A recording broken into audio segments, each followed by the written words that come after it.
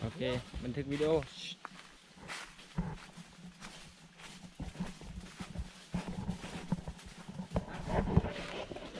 สบายดีพี่น้องทั้งสองคนดอยครับเนาะก็วันนี้ก็ได้โอกาสมาเดินป่าอีกครั้งเนาะที่บันทึก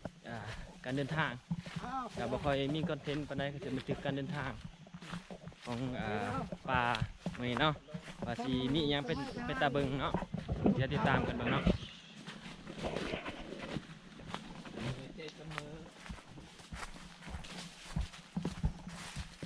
ว่าป่าดงดิบเนาะพี่น้องอยู่เขตภาคใต้เนาะป่าเก่าป่าแก่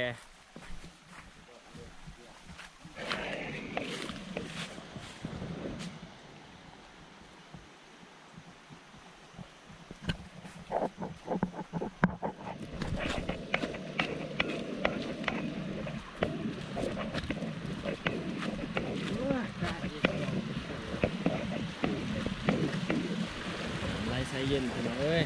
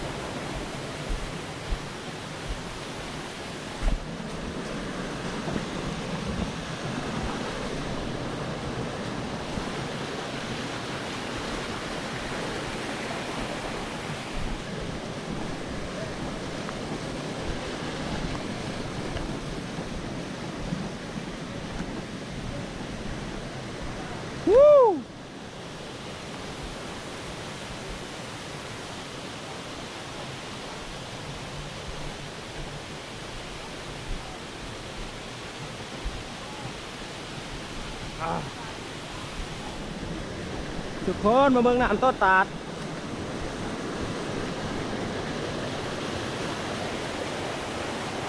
ว้าว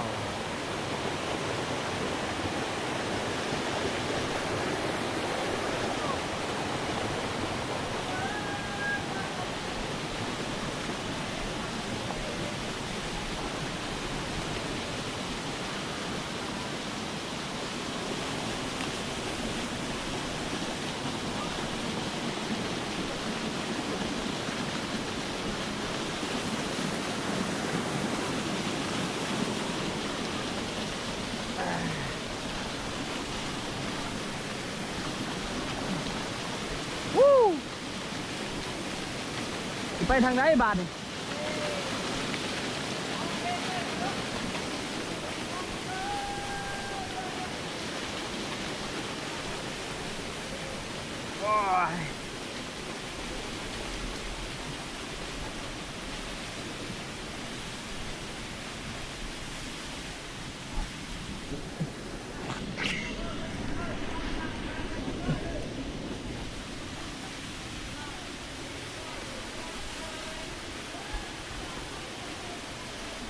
โอ้ยตายโอ้เส้นทางค่อนข้างจะลำบากเนาะพี่น้อง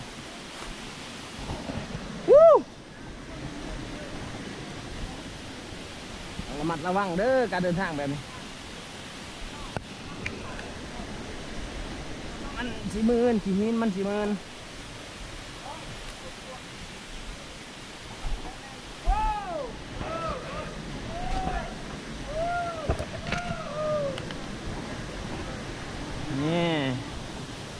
นี่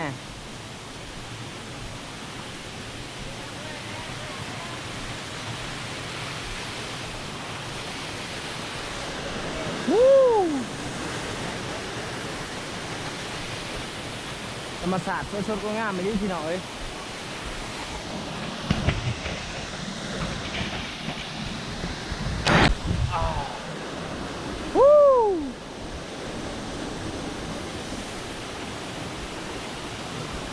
น้ำต้นตาด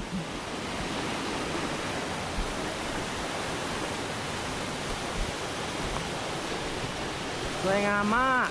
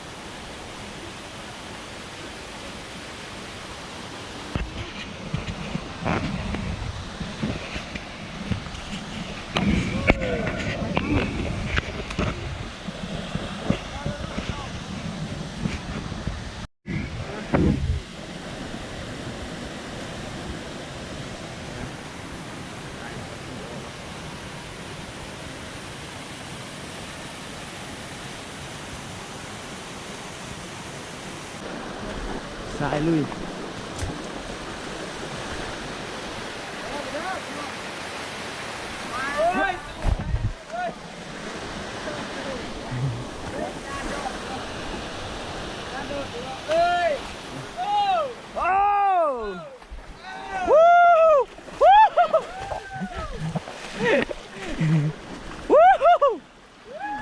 ให้จูดฮะ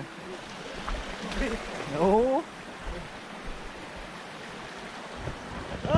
จุกอบเยอะจุกอบเยอะเรื่อยๆแปลงกระเจนกระทุกแปลงไป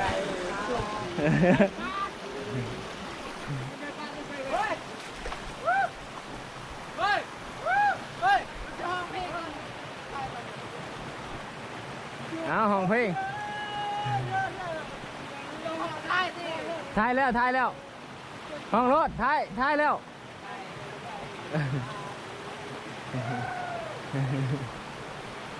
ไป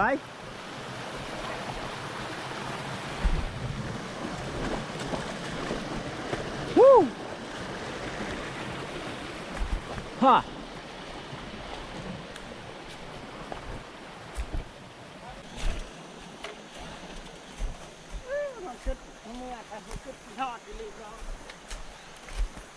เขาเห็นบ้านเก่าคือว่าชีวิตคนเก่าหัวแต่น้อยมือตื้อมืดทางนี้แห้งเป็นต้นน้อยไปรักดู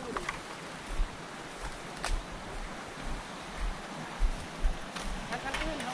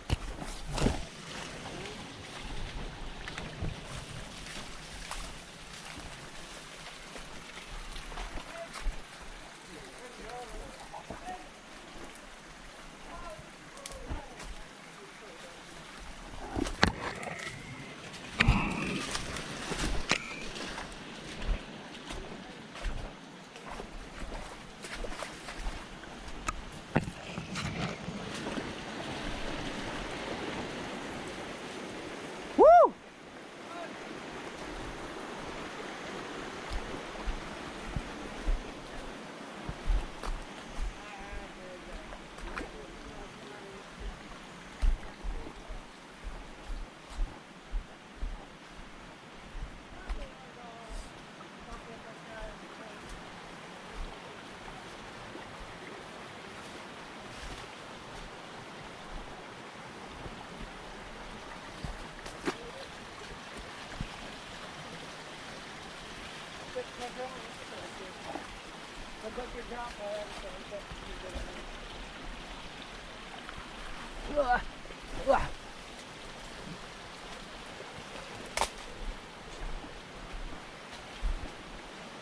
โอ้น้ำใสสะอาดขนาด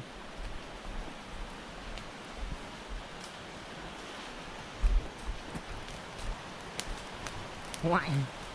จะมาว่างระเบิด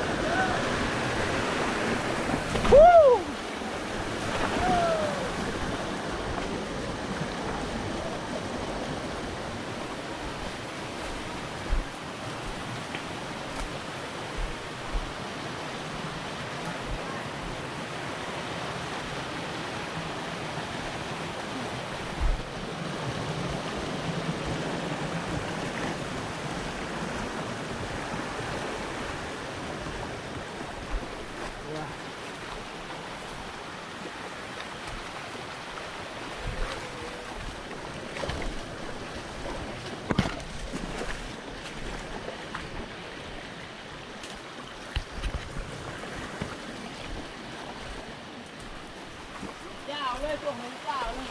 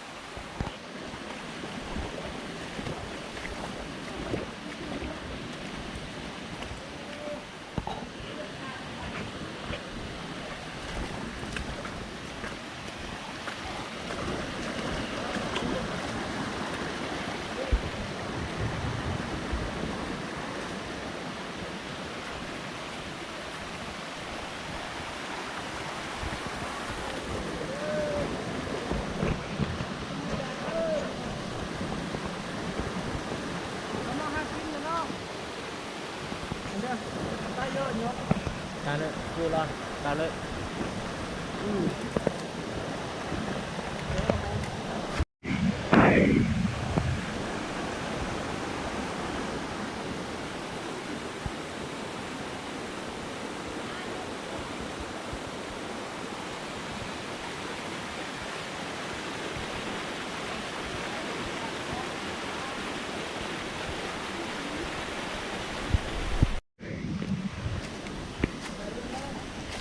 คือทำยังเกาะเขาเอิดว่าทำยังนี่ อบเจ้าอบเจ้าอบเจ้า ทำเจ้าเนาะ อบเจ้าเด้อเด้อพี่น้องอบเจ้า อู้เย็นขนาดนี่ภายในทำ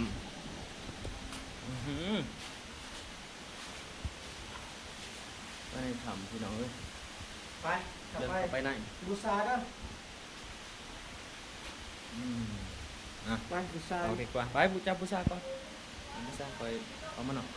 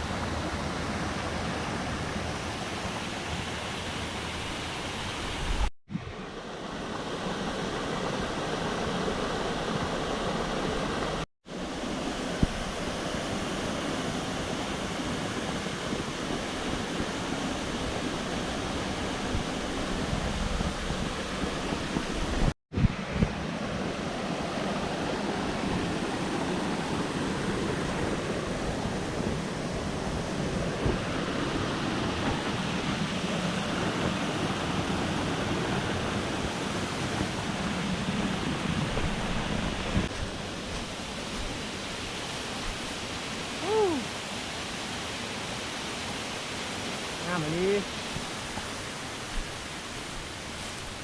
โอ้ย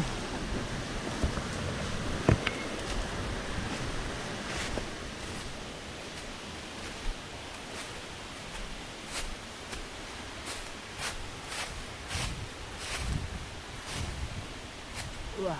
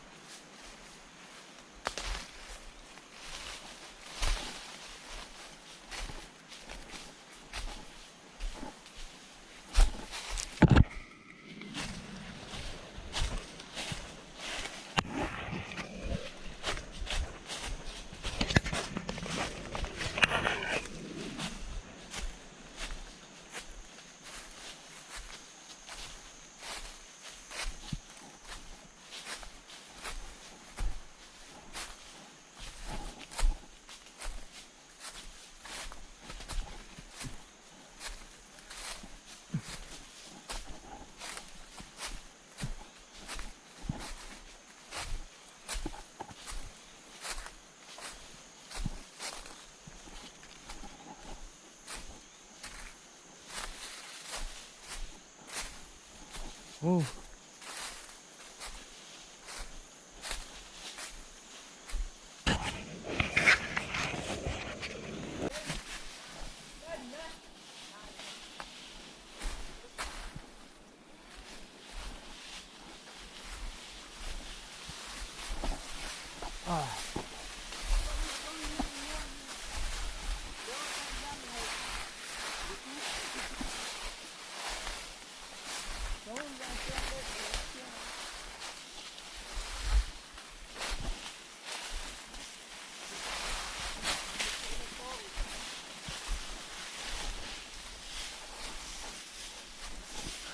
เฮ็ดดีๆเด้อออง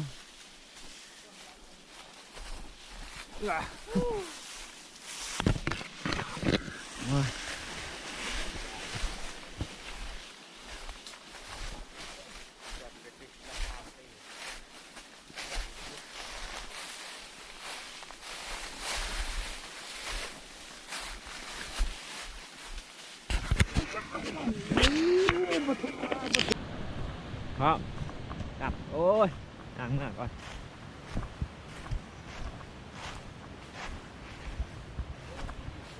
ฮะเนี่ยเกาะได้ยังโหได้ลินเว้ยว้าดิโถมันอยู่ไสฮะอยู่นี่บ่โอ้ตัวบักใหญ่เบิ่งได้จักโลได้ลินพี่น้องได้ลินว้าย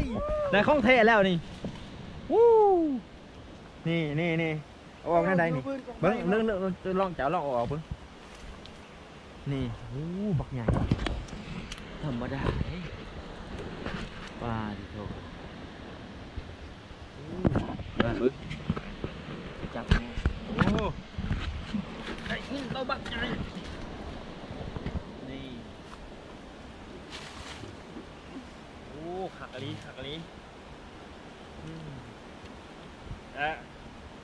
เพราะว่าได้หาโล4 โลเนาะประมาณ มัน 4 โล ครับเอาหายใจพร้อมมาพื้นเข้าเพาะเนาะ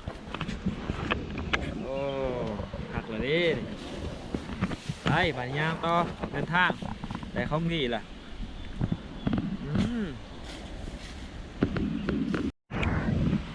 พี่น้องหลังจากเดินทางมาของยายเนาะ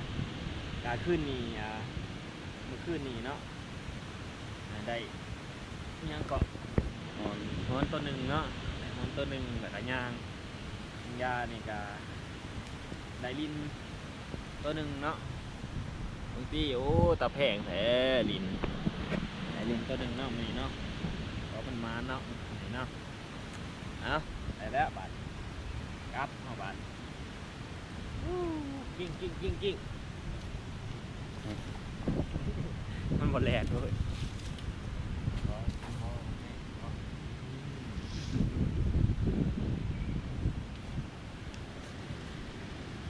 สงสารปล่อยมันบ่